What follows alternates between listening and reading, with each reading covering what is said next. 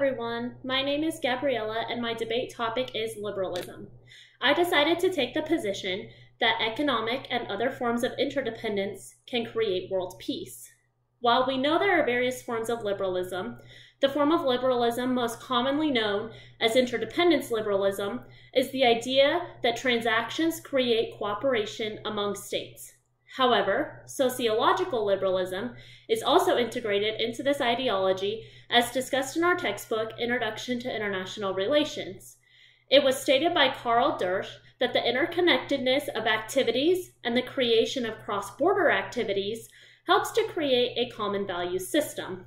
Therefore, relations would be peaceful and cooperative, which would in turn make war more unlikely because of the detrimental effects it could potentially have on these cooperative relations.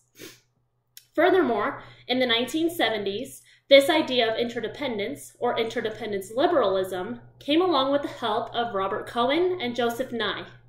They argued that the connections created within society, as well as the political relations that took place within the government, create interdependence. Violent ways to end conflict are not going to work to solve the issues at hand due to other factors involved rather than just the states. However, this does not say that conflict will not arise, but with this, interdependent states cannot turn to war and other violent means to solve the situation.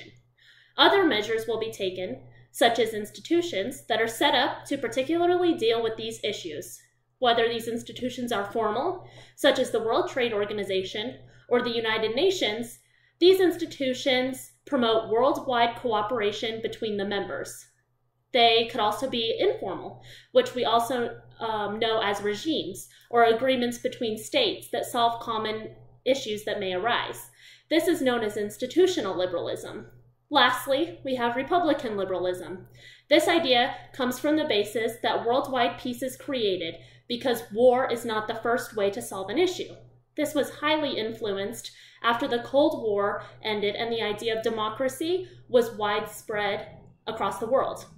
One influential individual in the sector of liberalism was Michael Doyle.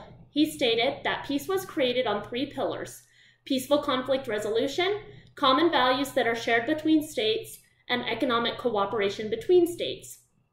From my perspective, economic interdependence would be one of the main factors that creates world peace. This has to do with trade and other forms of activities that are mutualistic. This is simply due to the fact that a poor conflict resolution would create an uproar that would affect the entire world.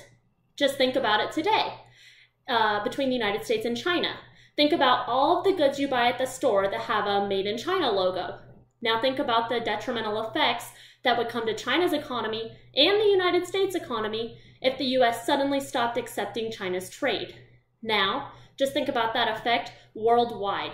If war erupted between two nations, the repercussions could be deadly to nations across the world. Therefore, economic dependence would, in my opinion, be the greatest need for interdependence because we already depend on each other so much without even realizing it. World peace would then be a result of these necessary relations, and war could be used as a last resort because of the damage it could do. Overall, there are various types of liberalism, and each stresses the need for interdependence and the idea that war cannot be used to solve these simple issues.